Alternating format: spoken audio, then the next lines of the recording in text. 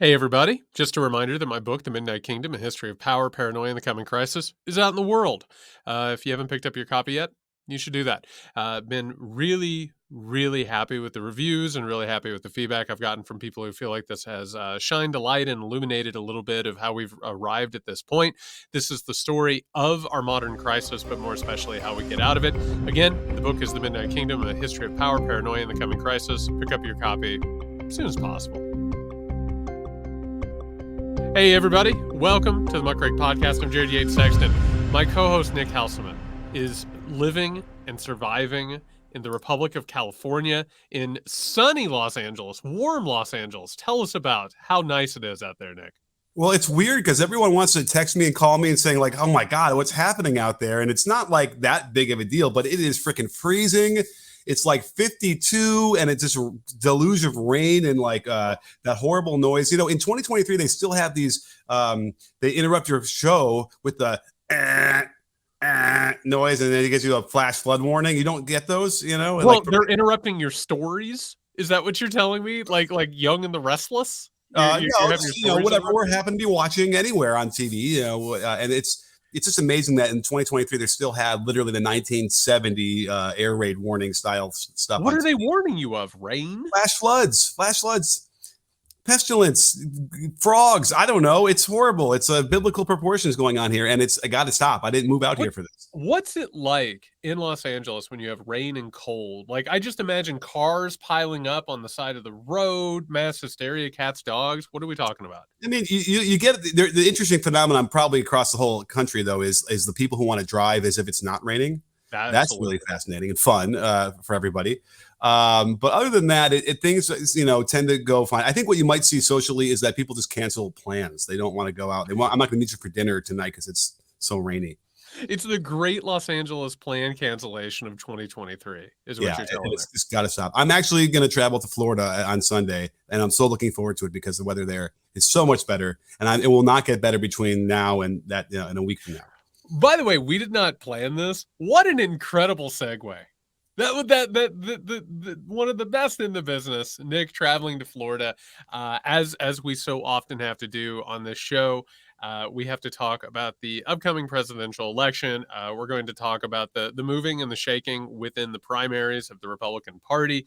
We're going to talk about some absolute madness and bullshit in the state of Tennessee, and also the lab leak hypothesis goes mainstream when it comes to COVID. We'll get to all that, but before we do, Nick, it wouldn't be this show if we didn't talk about both the dangers of the authoritarian Ron DeSantis and also our media's absolute incapability of being able to wrap their head around these dangers and to continue to normalize him. We got a spicy meatball today. So it does boggle the mind that, like, media or whoever's covering this can't sort of handle a couple things at the same time, or things can't be true. Two things can't be true at the same time, because obviously the warning about Trump being really dangerous in 2024 as a nominee, and certainly DeSantis being very dangerous as a 2024 nominee, they're both true. Like, I don't see why we have to pick one or the other. They're both really dangerous. It's a real problem. I don't necessarily see why you have to waste a lot of time reading an op-ed in the New York Times about it. Well, and so before we get into this opinion column that was penned by Damon Lincoln, we got to talk about the guy who wrote this, why the New York Times ran this thing. We're going to actually read the article and talk about what's happening here. We need to go ahead and make it very clear why these things are run. On one hand, yes, this is pushing an agenda. And the basic idea that we've been told consistently by our national media is, Ron DeSantis has some problems, but listen, Donald Trump is way, way worse. And, at least he's competent. He's not going to bring shame to us, all of this. That's one reason. Another is to push traffic on sites like Facebook and Twitter from people who read this and get pissed off about it, right? Because on one hand, you have a bunch of sort of centrist and moderates and never Trump Republicans who actually agree that DeSantis is better than Trump. So they're going to get all of their retweets, all of their likes, all of their shares. But they're also going to hear from the people who get pissed off about this thing. The problem is that there is a twin consequence of this as you start to normalize someone like a DeSantis. The article is, again, in the New York Times by a guy named Damon Linker, who we'll talk about in just a second. The title is "My Fellow Liberals Are Exaggerating the Dangers of Ron DeSantis." Now, when I read that headline to you, Nick, and you hear "my fellow liberals," do you know who Damon Linker is? Are you familiar with this guy? I can't say that I am. Okay, so if I read the headline again, quote, "My fellow liberals are exaggerating the dangers of Ron DeSantis." What immediately comes to mind? Tell me who you think this Damon Linker fellow might be. Oh, I just picture Steve Buscemi walking in on, I think it was Saved by the Bell, saying, "Hello, fellow kids." Like, that's what I'm thinking of. But I think he's trying to signal that he's going to probably say something that sounds really, really conservative. But because I'm going to say that, oh, I'm a fellow liberal like you, it's going to be okay. Don't worry. I'm not really, saying those things. And they're not really as inflammatory as you might think that they are. So, would it surprise you to hear that Damon Linker is basically like a controversial figure in the way that he uses the word liberal? And what he says it meaning is that he believes in liberalism writ large, which we've talked about before. There's a difference between what many people now hear liberal, and they think someone who is either on the left or voting Democratic or are into pluralism and tolerance and all of that, multiculturalism. When he says liberal, he means in the classical sense. He means in terms of, oh, I don't know, the founding fathers got together and decided that white men with property are the ones who should probably run things. It's almost like the New York Times was really, really thirsty to have a liberal defense of Ron DeSantis. Nick, first of all, I'm going to go ahead and give you a little bit of background on this guy. He works at a place called the Niskanen Center, which is known as being a quote unquote moderate think tank. We love moderates, Nick. We love them. And we love think tanks. And we love think tanks that have millions of dollars. And God knows where they get those millions of dollars from.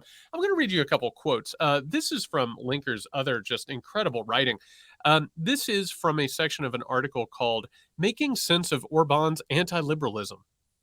By the way, Nick, if you were supposedly a liberal and all of a sudden you were going to comment on something that is explicitly called illiberalism or anti-liberalism, where would you stand on that, do you think, if you were a You're liberal? probably supposed to be against that. You're probably supposed to be against that. Quote, this is from Damon Linker. "My own position on Orban is somewhat different than the standard liberal progressive line. Which portrays him as having directly targeted and largely succeeded in destroying Hungarian democracy. I'm more inclined to see him as what he claims to be, a scourge of liberalism in the name of majoritarian democracy. Yes, he's been pretty heavy-handed with the media, giving his party somewhat of an edge in elections, but his constitutional adjustments and other reforms haven't imposed electoral changes out of line with other democracies, and his party today wins roughly the same portion of the vote from the same largely rural constituency as it did when it first gained power. Even there, I think Orban's actions are a mixed bag. If Hungary's ruling party wants to address the country's very serious problem of declining population by pursuing an aggressive natalist policy instead of by encouraging immigration, that's their right, though it isn't something I would vote for. More troubling has been Orban's ongoing demonization of the Hungarian Jewish philanthropist, and that's a hard word to say, George Soros, whom Orban blames for every example of social liberalism that crops up in Hungary or Europe. Orban also played a leading role in kicking the Central European University out of the country, banning the teaching of gender studies in Hungarian universities. Nick, real fast, who do you think he compares him to? Oh, my goodness. It was somebody over here. Quote, "These last two initiatives may have inspired Governor Ron DeSantis' similar moves in Florida." There you have it, folks. Your fellow liberal who is standing up for Viktor Orban and comparing him to Ron DeSantis, who he says in the New York Times, the dangers are being exaggerated. How do you feel about that? How's that feel? I never knew how fine a line it was between being a very progressive person and being Tucker Carlson. It's really amazing. It's really odd, isn't it? Yeah, because, he's just asking questions, and that same kind of thing. He's just asking questions. He wants to get down to the bottom of it. It's not going to shock people to hear that Damon Linker has said that transgender and gay people have gone too far in this country and they're demanding too many rights. And so as a result, we go to, quote, "My fellow liberals are exaggerating the dangers of Ron DeSantis." Damon Linker in the New York Times. To judge by several early polls, Governor Ron DeSantis of Florida has a decent shot of beating former President Donald Trump in the race to win the Republican presidential nomination in 2024. Some liberals have pronounced this terrible news because they say a DeSantis presidency would be just as awful as, and perhaps even worse than, a second Trump term. This is wrong. A DeSantis presidency would be bad in many ways, and my fellow liberals should fight with all they have to prevent it. But Mr. DeSantis almost certainly would not be worse than Mr. Trump. Exaggerating the threat posed by the Florida governor could inadvertently increase Mr. Trump's prospects in the Republican primaries. And if Mr. DeSantis does get the nomination, progressive overreaction toward him in the primary contest could ultimately undermine the case against him in the general election. First of all, Nick, before we even get into the ideology behind this, what does any of this mean? What? So liberals saying that both of these people are dangerous is somehow or another going to give Trump an advantage? What the hell is he talking about? And that somehow saying that DeSantis is really, really bad actually like benefits him in a general election after that. That I don't understand either. And I'm not even sure I follow the exaggeration, the whole point of that. I suppose his exaggeration is that like he is the simple notion that he could be worse than Trump is some sort of exaggeration. But it's like, look at the list of things that he's doing.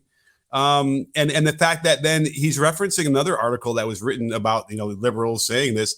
That article I liked much more because it does lay it out very clearly how, what we've talked about for years now is that DeSantis is more disciplined and he'll have a much better, game plan around him to do these things. So the ineptitude that we saw from the Trump administration would not get in the way. So I just don't understand why we have to have a pissing contest on this, and then why it would end up being anywhere near bad that you actually call out the reality.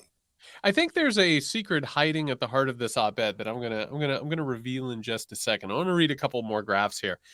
The case against Mr. DeSantis is rooted in his policy commitments. No shit. During his time as Florida's chief executive, he has governed from the hard right, taking aggressive aim at voting rights, pursuing politicized prosecutions, restricting what can be taught in public schools and universities, strong-arming private businesses, using refugees as human props to score political points, and engaging in flagrant demagoguery about vaccines. Before that, as a congressman, he supported cuts to Social Security and Medicare and voted for a bill that would have severely weakened Obamacare. All of that provides ample reason to rally against him should he end up the Republican nominee in 2024. Yeah, no shit. What else is left there after that? Like, what a paragraph, right? I mean, Trump must look at that and be like, shit, I didn't do a lot when I was president, because that's a murderer's robe of terrifically not outrageous. What's the word I'm looking for? Where they issues that will just make people so intensely angry and probably support him because they live in Florida. No offense to other people in Florida.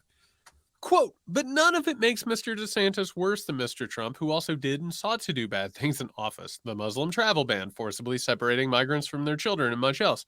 Could the Trump era have been worse? Absolutely. And here liberals have a point when they suggest Mr. Trump's ability to wreak havoc was limited by his ineptness.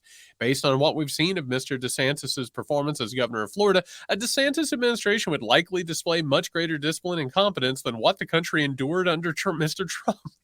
Again, cool. Great. Let me ask you this, though. You're a writer. Do you ever just sort of just put words down in random orders when you're writing something? No. Okay. No. So he has a paragraph when he's going to list the things that President Trump did that could be considered worse than DeSantis, let's just say, right? Yes. So you have a choice. It's a poo-poo platter of lots of things. And what he comes up with is the Muslim travel ban, and then separating migrants from their children. I just find it very interesting that those are the two things he lists, and nothing else besides the word, the phrase, much else. So this is also revealing in a way because it seems like he is minimizing what Trump did. That's exactly right. So then he says, yet it's also the case that people in the Trump orbit recognize this problem and plan to ensure things work out differently next time. That includes ideas for bolder action on policy and much tighter and more focused management of the president, with an eye toward running an administration capable of acting much more shrewdly and ruthlessly than last time. First of all, he's not wrong in that, but you know what he's not talking about and other analysts aren't talking about, except for on this show? It doesn't matter who it is that is the president. They are carrying out the agenda of a very specific group of people. All right. Trump, DeSantis, I mean, you name it, any of these contenders, they get in. They're still pushing all of this stuff from the Heritage Foundation and all these other think tanks and institutes. Like, it's not that all of a sudden Trump's going to get in there because he has a personal defect and make these things actually worse. He goes, quote, so let's stipulate that Mr. Trump and Mr. DeSantis would both try to do bad things in office. Mr. Trump still brings something distinctive and much more dangerous to the contest, or rather several things. He's flagrantly corrupt. He lies constantly. He's impulsive and capricious, and he displays a lust for power combined with complete indifference to democratic laws and norms that constrain presidential power.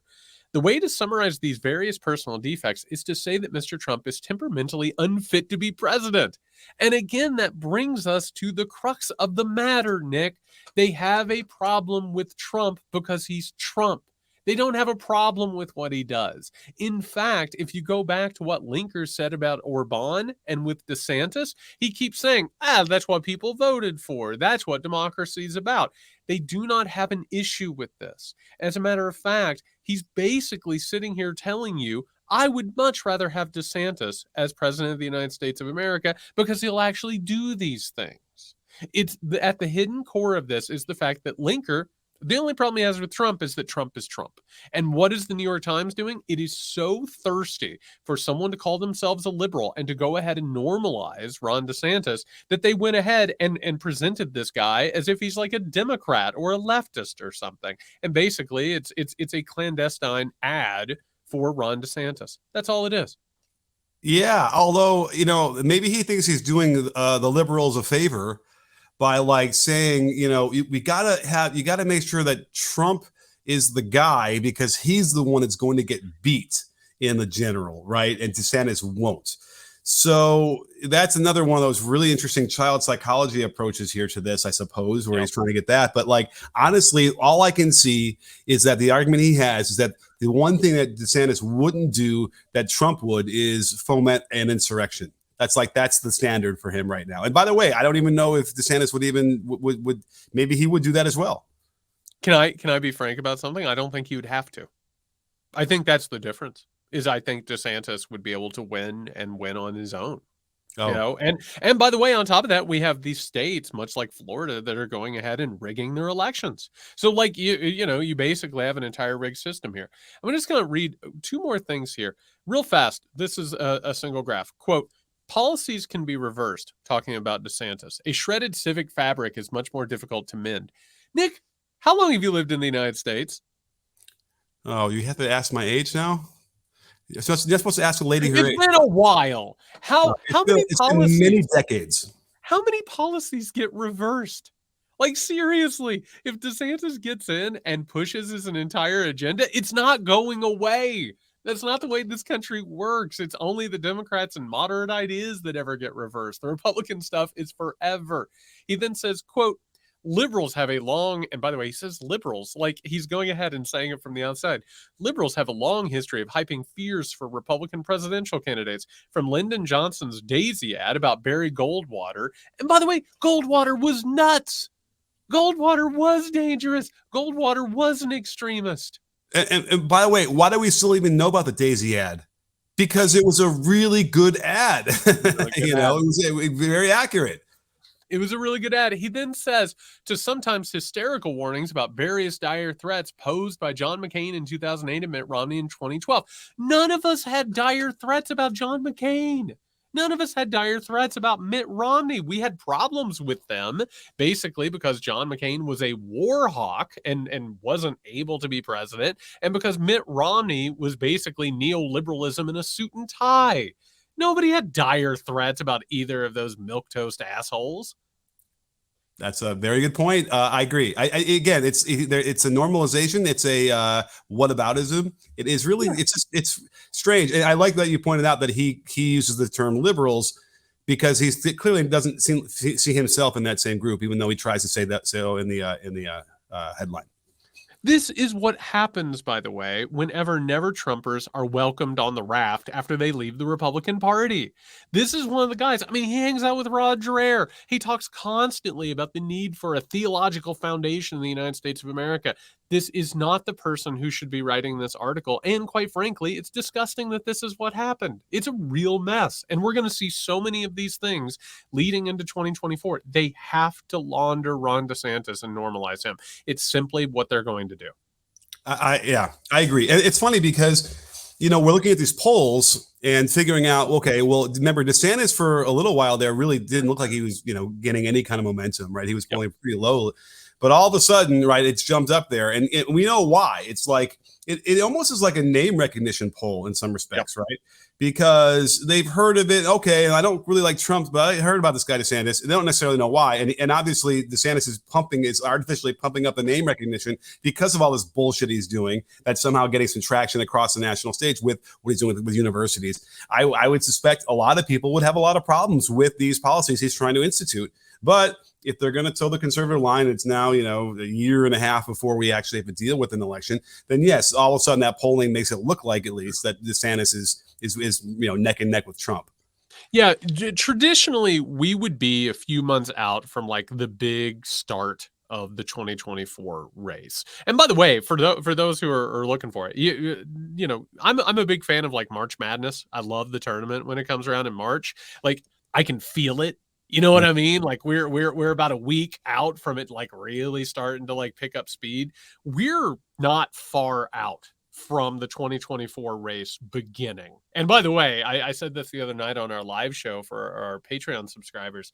Like nobody covers this stuff like us, and like I'm in a way, I'm excited to get into like the thrust of this thing, but also like I have a dread in me, the likes of which that I can't even like properly communicate because of the way it's shaping up. Well, another reason why people need to go to patreon.com/muckrake podcast and join our Patreon, because we have a lot of extra bonus stuff there, especially around the election stuff.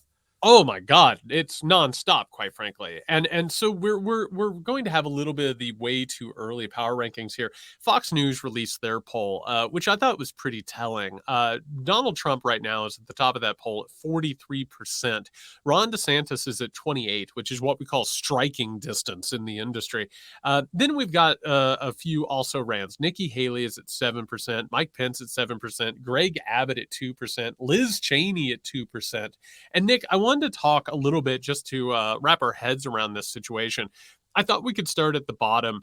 Who do you see, and not just from this poll, but the people who are sort of floating around in the miasma of this stuff, who do you see as the people who are going to be probably in the race and out of the race pretty quickly? Who are the people who are not going to gain any sort of any traction in this? Well, one thing it seems clear. I was looking at some reporting the other day where it sounds like we're not going to have a lot of senators who want to jump in this race for 2024, which thank God we don't have to hear like Ted Cruz do this again. And maybe he'll finally. Oh, you don't think Ted Cruz is itching to get to another run? I think, well, it does. See, before the DeSantis stuff started to really bubble up, it kind of felt like no one was going to be willing to challenge Trump no matter what. It just didn't seem like, it just seemed like they all know that he is going to be so far ahead they can't handle another loss. Even though, don't forget, a lot of times when you begin this process to run for president, it's like a 3 or 4 election cycle process here where you're just getting everything going. So I don't know. I wouldn't be surprised if it's a smaller field this year because of that. I think that there's going to be momentum at some point that just says Trump is too much of a juggernaut. We can't go against him. Well, real fast on the Ted Cruz front, never underestimate Ted Cruz's desire to be publicly humiliated. And on top of that, he's always one church service away from people laying hands on him and saying that God said that he should run for president. I mean, that's literally who he is, and that's how he ends up making these decisions. He truly believes that he has been sent by the Almighty to become president. We need a ban on speaking about him and on this podcast. I don't know. I think that's totally fair.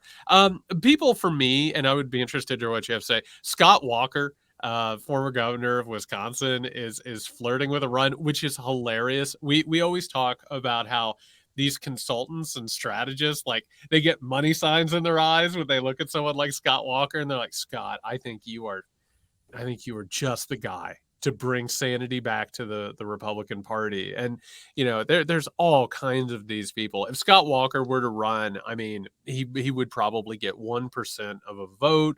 Huckabee always sort of gets excited about this, although I think his daughter is now sort of getting the itch for it. She has no possibility. Greg Abbott, I don't see him running at all. I think Liz Cheney being included in these polls is quote unquote hilarious. I think it's absolutely hilarious, the idea that Liz Cheney has any chance of being like the unifier of the Republican Party. You agree, right? Yeah, just to put the button on Scott Walker. I mean, he's not even popular in Wisconsin. That's right.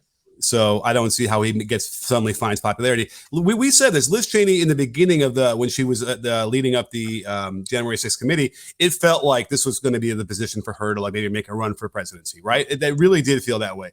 Maybe it's just residual, connections to that, because we haven't seen any indication, right, that she intends to do that. She's been pretty quiet, right, on the scene for a while, but I don't know. I don't know. Sometimes people may want to run because they want to make a point. They want to push the other candidates to have to address certain things that no one else would if they weren't running. So, so Liz Cheney is an interesting thing. I doubt it. I just don't think she would. I think she realized just how horribly unpopular she became, unfortunately, from her participation. But I would say it's less than 50% that she's going to do it. I gotta tell you, that Cheney blood, it runs deep, man. I think she's the type that wants people to come and just absolutely beg her to run. You know what I mean? Like the reluctant savior, almost the way, I don't know if people know this story. It's one of my favorites, which is that Dick Cheney was responsible for picking George W. Bush's running mate in 2000, and he picked himself. Like he totally rigged the thing in order to become the candidate himself, which is great. Same thing, by the way.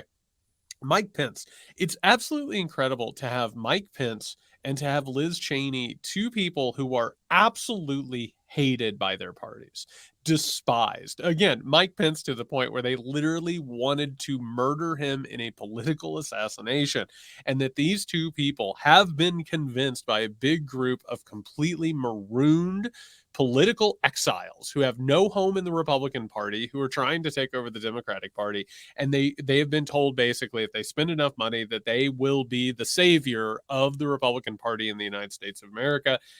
Absolutely no chance of Mike Pence or Liz Cheney gaining any sort of traction in these primaries whatsoever. Okay, so let me posit something here. The reason why Pence is hated by the Republican Party is because Trump told everybody to hate him, right?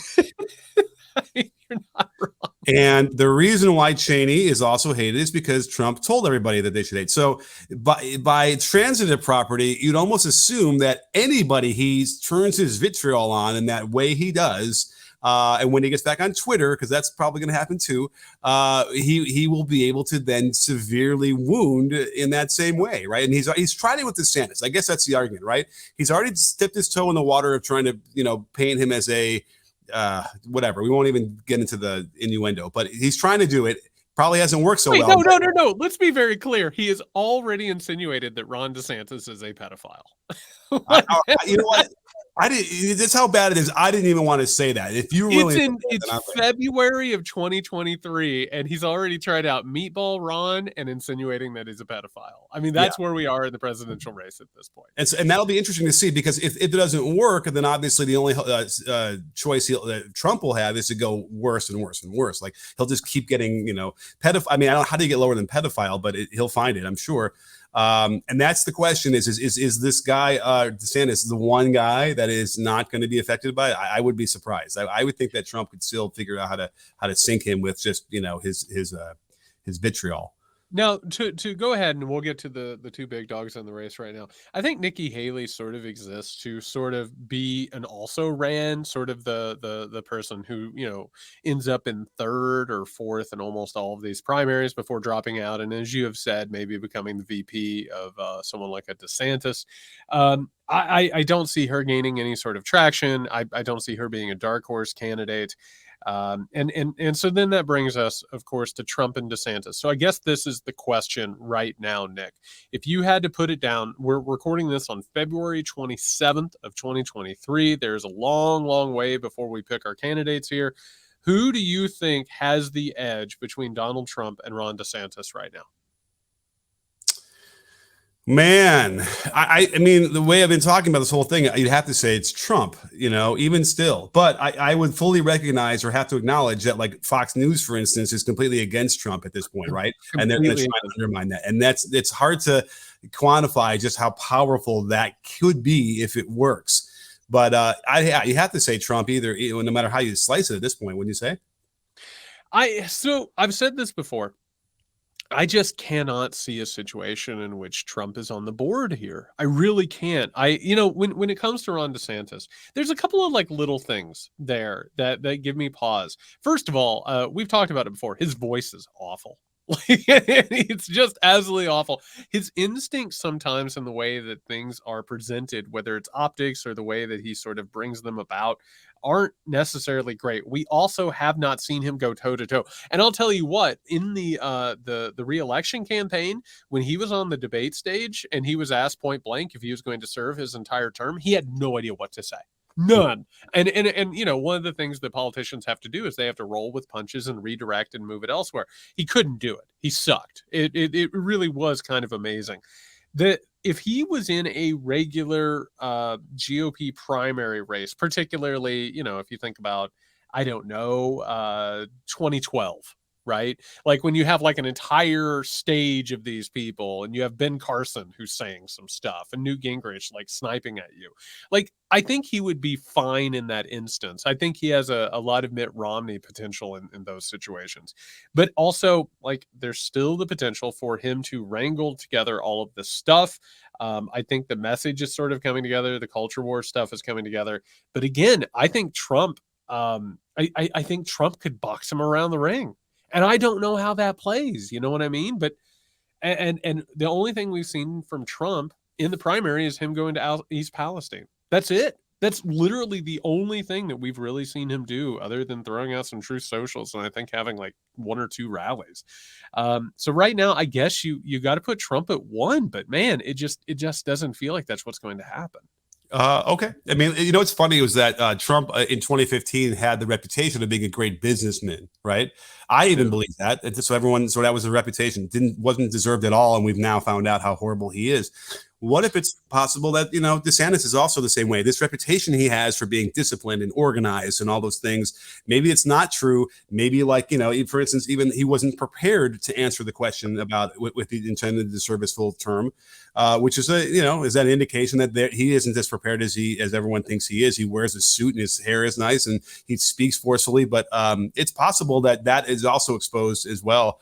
And let's face it, you could talk about the optics and specifics, like the Dallas Cowboy cheerleader boots he was wearing at that, the big rains, whatever. I still never understood why he was doing that. But he does not have an optics and a good eye for that stuff either. No, he doesn't, including like these ads where he's like, pretending to be like a Top Gun, aerial dogfighter, but that's the thing is like, there is so much money that's going to get behind this guy. And there already is. I mean, the majority of Trump's backers have already started to move their money that way. And you got to think about the material sort of resources under there. I still think DeSantis is probably the guy. It is literally a matter of how you get Trump out of the way. And I will go ahead and say, and we're going to move to this next segment, but I will go ahead and say that Trump doesn't show much of an interest in really anything. Really, truly. I mean, he to borrow a phrase, he's low energy. He doesn't really engage with a lot of breaking issues. Even the culture war stuff, he's a little silent on. Like, it doesn't even show like an actual sort of a fire to get into this stuff. That's where DeSantis, I think, shines. And one of the things that we're seeing on the state level, as we've been covering on this show, has been this push within the Republican Party to get more and more aggressive in these cultural issues. And so in that vein, we're going to turn to the state of Tennessee, which I got to tell you, you spend any time in Tennessee, Nick? I've been to Graceland twice. Oh, really? Love it. Big fan of the 70s Elvis. Yeah. Wow. I've never been to Graceland. Oh, you got to go. It's a great trip. And then you get to go to Sun Records and then Beale Street. It really is Memphis is an awesome place. I don't know about the rest of Tennessee. I was in Dyersville, Tennessee, staying in a motel on the way back and got yelled at by the motel owner as a 17-year-old to make sure I didn't have any parties while I was staying there, which I was pretty sure I wasn't going to have any party, me and my friend. So, but I'll never forget that. Dyersburg, Tennessee.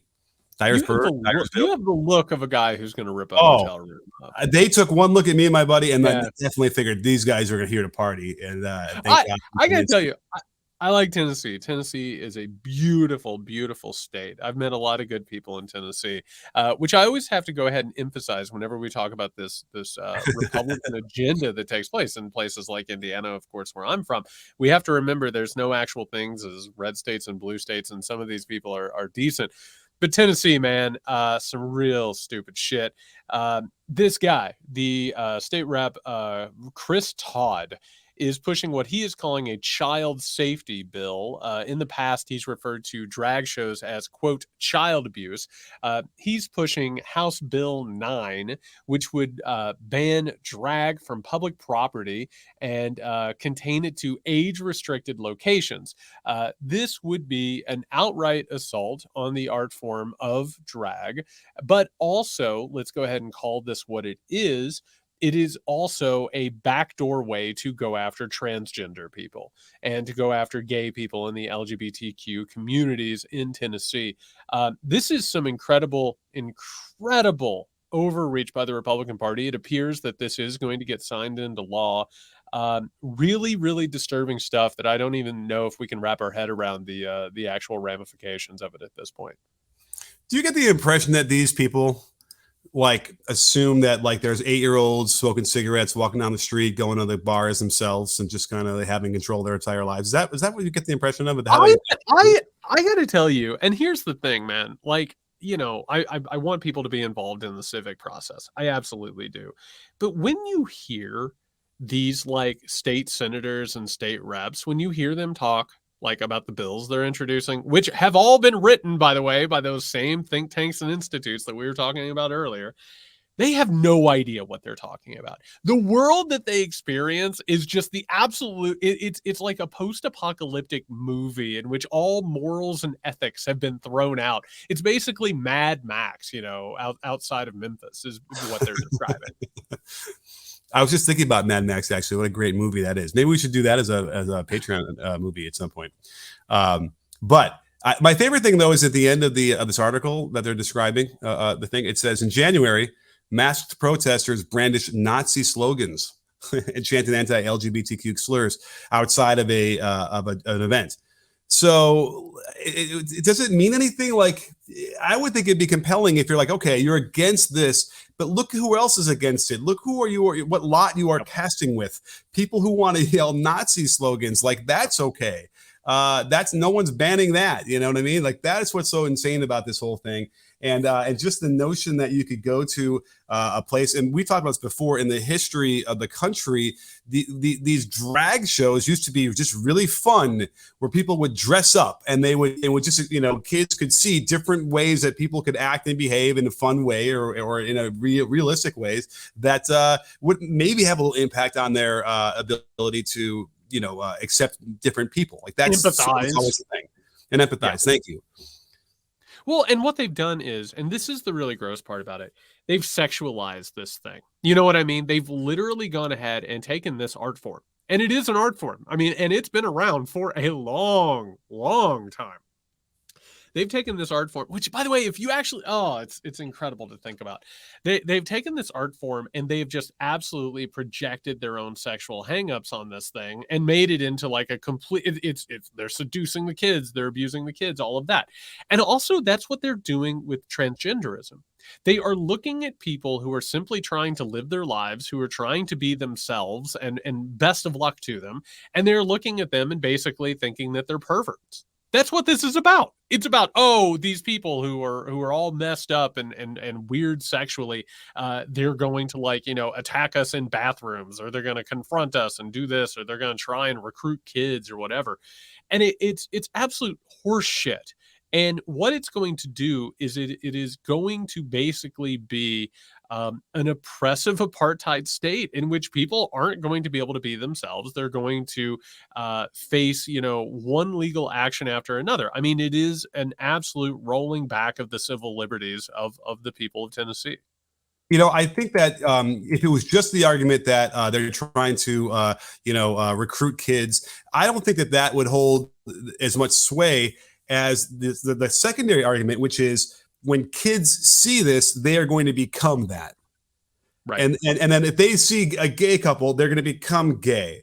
Like that is sort of what I think is even more nefarious about what their line of thinking is, and that also addresses the hangups that you mentioned earlier with them, and how they're not settled in their own situation. So I think that is the much more frustrating thing to have to try and explain away, because that seems more alluring, because for some reason there's a specific section of this country that is convinced that if kids are exposed, and then exposed is not the right word, but exposed to different kinds of people, they will like become those people. And that's not how, certainly if you're talking about like sexuality at the very least, that's not how this works.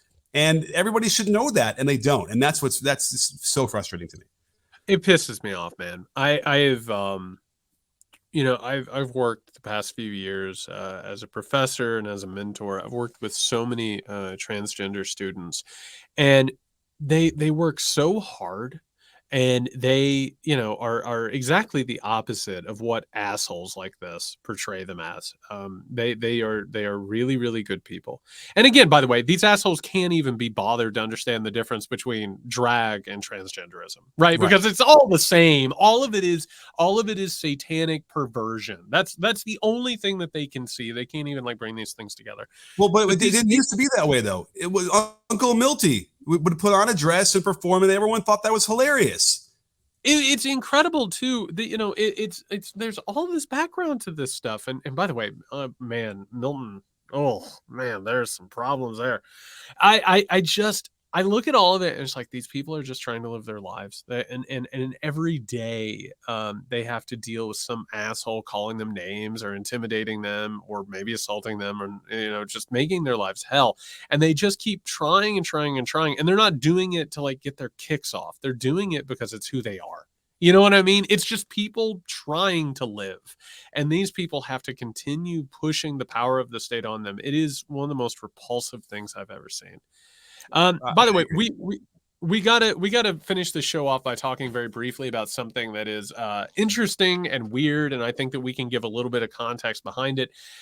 Nick, turns out lab leak. That's how we got COVID, and we know that because the Department of Energy released a for those who are watching on YouTube, you can see Nick just throwing his hands up and scratching his head in disbelief. The Department of Energy released a, quote, low confidence report that COVID-19 originated from a lab leak in China. Now, there have been a couple of reports out there, and most of them have been low confidence.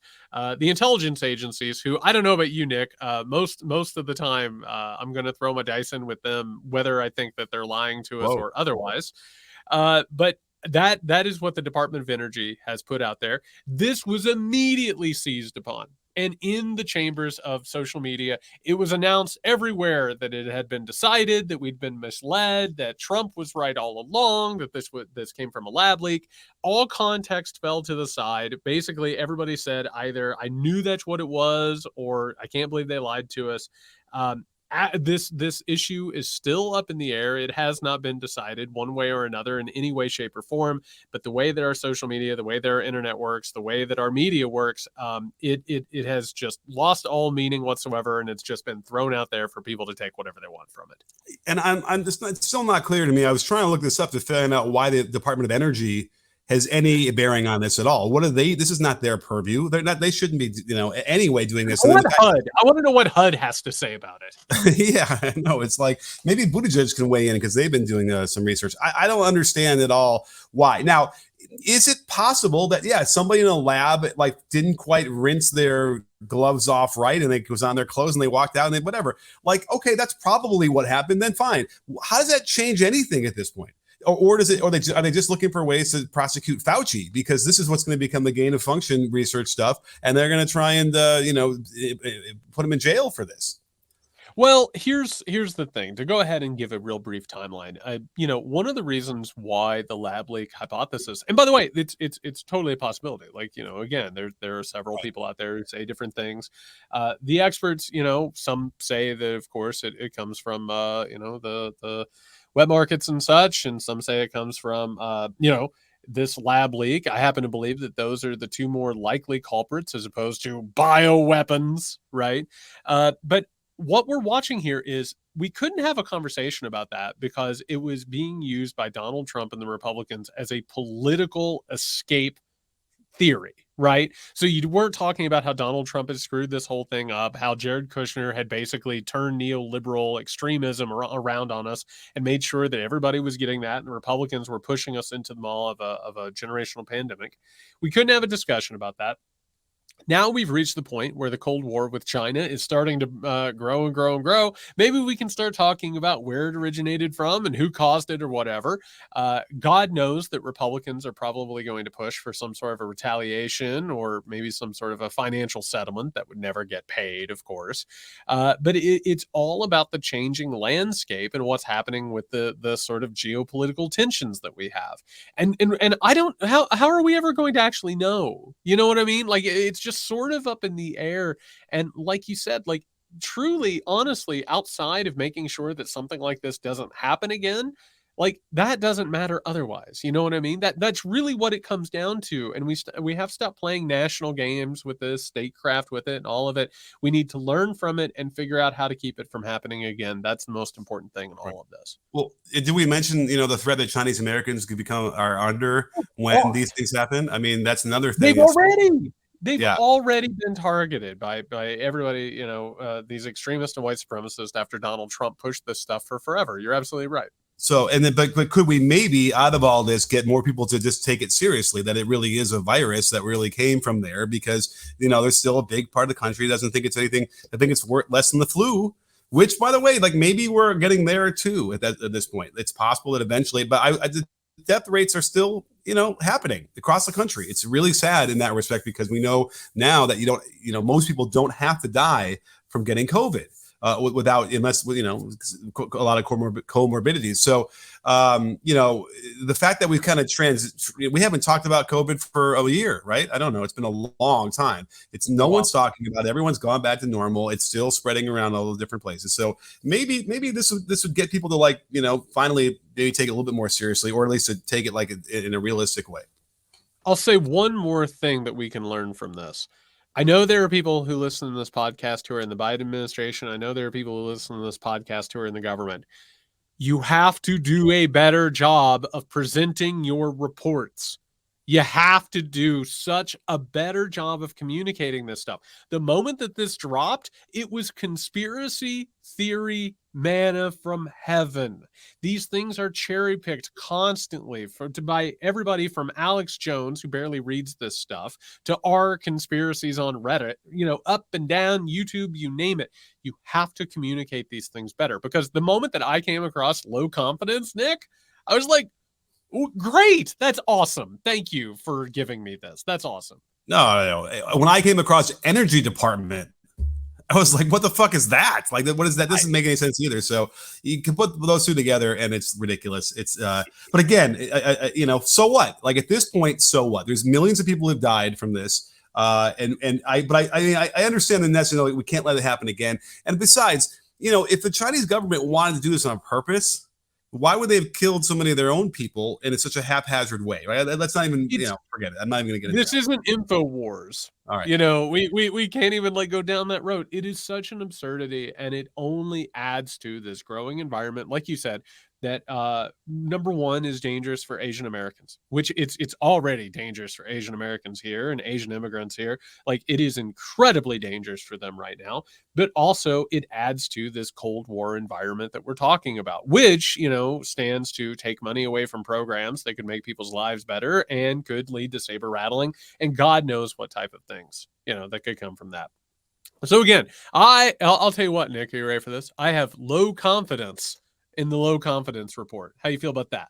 I'm confident in your low confidence. I have low confidence in the low confidence report. Put that on your bumper sticker. All right, everybody. That's going to be it for this episode of the Muckrake Podcast. We will be back on Friday for the Weekender. If you haven't already, go to patreon.com/Muckrake Podcast. I mean, seriously, what's the holdup here? It gives you an extra episode every week. It gets you live hangouts with us, which, by the way, Nick, I don't want to mean to toot our own horn. I thought the live episode last week was really good.